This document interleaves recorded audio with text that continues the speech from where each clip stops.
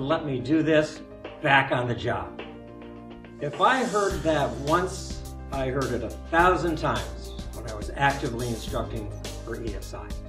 Those words come from the participants, of the delegates who come to our courses. Why on earth would they say that? They say that because they realize that in order to do what it is that we have presented, it's going to take a bit of time to apply it. And they feel that they're not supported when they get back to the job in order to apply the new skills and competencies that they have learned. You know, in my 37 years of experience in project management, and I know I don't look that old, I'm very well preserved actually, what I have learned is that project managers are a creative group. They will do anything to get the job done. They are highly adaptive creatures, if I can use that word. I mean, what do we want them to do? We send them to training so when they do go back, they do apply it. They want to apply it. We don't send people to training for a vacation. Those days are gone. So at ESI, we're trying to do something about this. In the past several years, we've been thinking better and differently about how to help people apply what it is that they've learned back on the job. The first is, we tell our clients, stop thinking of training as an event. It ain't. It's a process. Here's what we mean.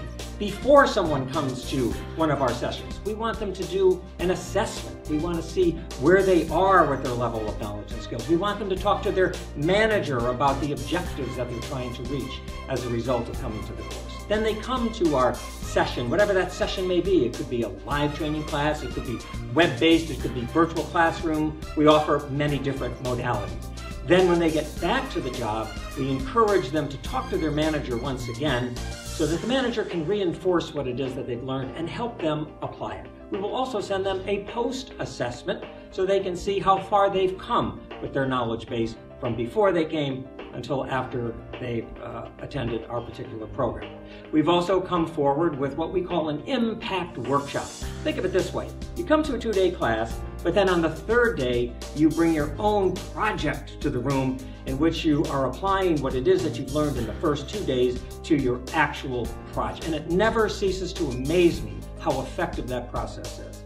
And as we describe this process to our clients, in particular those folks in learning and development, they say, yes, yes, you're onto something, this is great stuff. But yet they don't do it. Why not? Everybody is crushed for time. Speed kills, as the old saying goes. Or they lack resources. Or people can't attend that 3rd day because of the pressures that they have on their current projects. All I can say is that more than 15 years ago, we worked with one of the largest bell operating companies in the United States. And they did a survey of their training effectiveness. A third party did. After 8 months of surveying, they came in with a binder this thick and they dropped it on the desk and it made a very loud noise because when you hire consultants, when they deliver reports, the amount of money that you spend should equal the thud that the report makes when it actually hits the desk. 2 key findings in that particular survey. First is, this bell operating company earned 200% on their investment, but they would have earned more had the managers reinforced the learning that the project managers picked up in the classes. Organizations not reinforcing learning when people come back to the job are leaving a lot of money on the table. And who on earth in these days can afford to do that? Well, thanks very much for joining me today. It's been a pleasure to have you. Let's keep in touch. Let's continue the conversation. This is Leroy Ward.